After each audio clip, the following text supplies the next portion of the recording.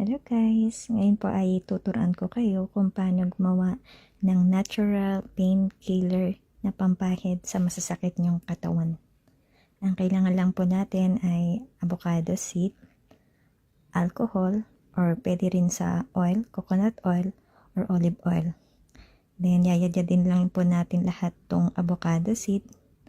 At kapag nayadyad na natin, pwede nyo na po siyang ilagay dun sa alcohol or dun sa oil na gusto nyo.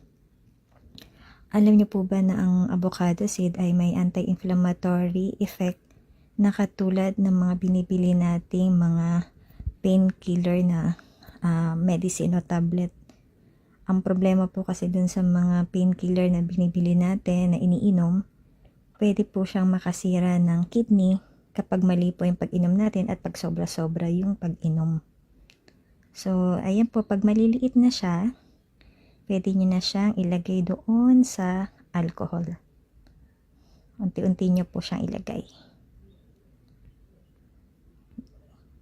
And then, mapapansin nyo, after na mailagay siya doon sa alcohol, magta-turn orange na siya.